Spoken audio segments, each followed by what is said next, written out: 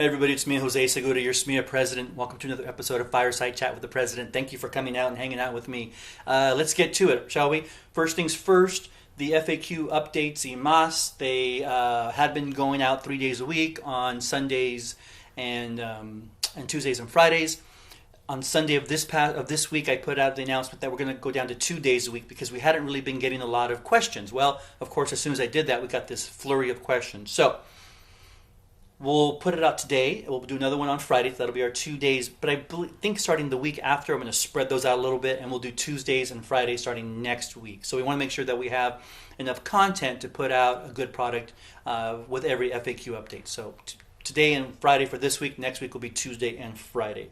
The next thing is our Teacher Appreciation. So Teacher Appreciation Day was on May 5th, Cinco de Mayo, and that was awesome. But the whole week is, Teacher Appreciation Week. Runs from the Monday to the Friday, and so that's what I really wanted to focus on.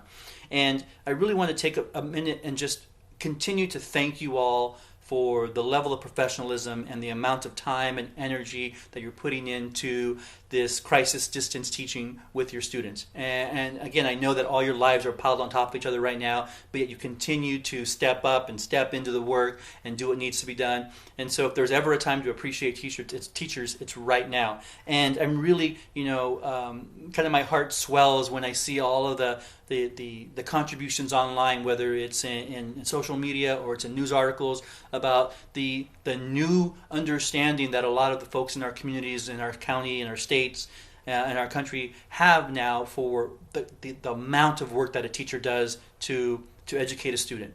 And that, once we moved those kids out of our classroom and into their homes, we opened up this whole new world for folks to really have an understanding, at least somewhat, of what it is that we do and how we do it on a day-to-day basis. And so as much as we want to appreciate every single teacher, every single one of you for everything that you do, and we do want to appreciate you, I think it's only fair that we include our honorary educators, right? Those folks who are in the homes, whether it's the parents or grandparents, older siblings who are participating in this process, who are, distance teaching and getting those kids online and making sure that they're participating in their educational process.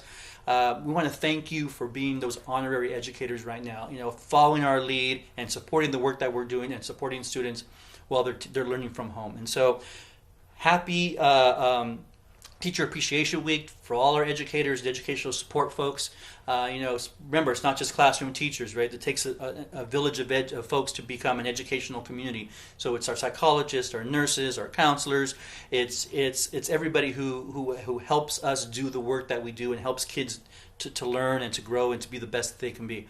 And so thank you to everybody who's a part of that process. And so Teacher Appreciation Gift. Every year SMEA does appreciation gifts, right? Last year it was that multi-tool, which I think was a big hit. Well, we haven't forgotten about you. But if we had to send out a Teacher Appreciation Gift to every member right now via mail, we would actually double our cost. And we'd rather spend that money on a gift that you're going to enjoy and that you're going to appreciate. So we're going to hold off distributing Teacher Appreciation Gifts until we come back in the fall, whatever that looks like. That way we can distribute it for free through our school sites, through district mail and that kind of thing. So we haven't forgot about you. It is coming. We're just going to hold off a little while. We're going to delay the gratification until we're all back into our workplaces. So thank you for your patience on that.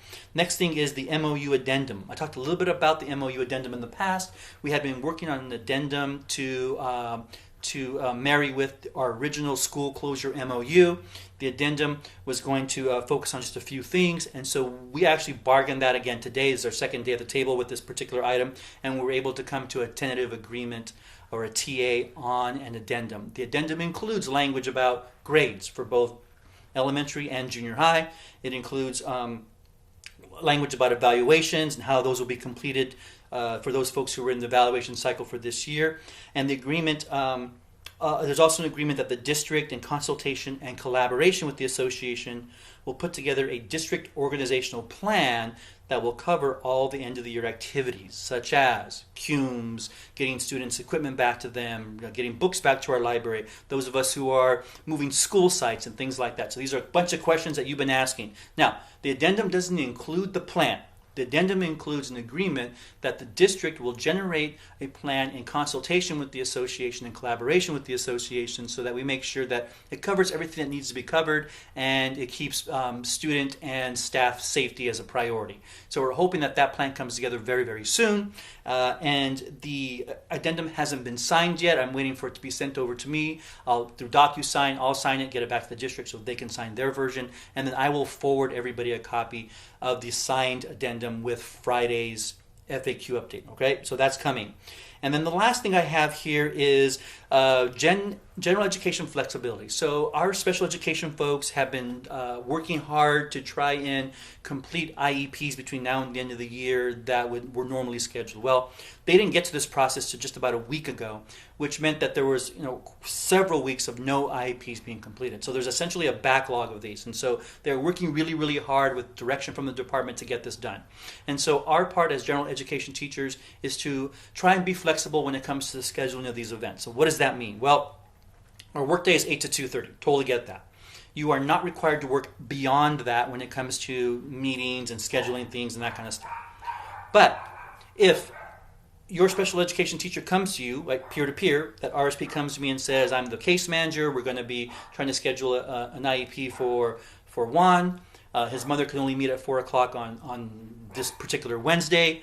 Would you be interested in flexing your schedule for your day so that you can be available for that? All right, so usually my day ends at 2:30. Well, I might want to flex my schedule so that my day ends at 5, let's say, so I can do a 4 to 5 IEP, which means I'm going to start my day later, right? Or I may split my day so that I have time in the middle to do other things, but I'm only still going to work that 6.5 hour day, right? Or that's where I'm going to be required to be available. And so if you're flexible, if you agree to be flexible with your schedule as a general education teacher in order to participate in these IEPs, the special education staff will appreciate it. Managers will not mandate this. They will not require you to do this. Special education teachers their managers and their department heads are not requiring this to happen. This is a peer-to-peer agreement. So when my SPED folks come to me and they say, here's what we'd like to do, I have the option to say yes or no. It is completely up to me as an education professional to make that call. If it doesn't fit in my schedule, if it doesn't work well with my circumstances, then that's okay. If you can flex your schedule in order to meet these needs, that's awesome too. It's up to you. So please don't think that I'm putting any pressure on anyone at any end of the spectrum. I just want you to understand that you do have that option, and it's up to you whether or not you want to access it. All right, that's about it. I will see you all on Friday. Thank you very much. Have a great Teacher Appreciation Week, and we'll talk to you soon. Bye, everybody.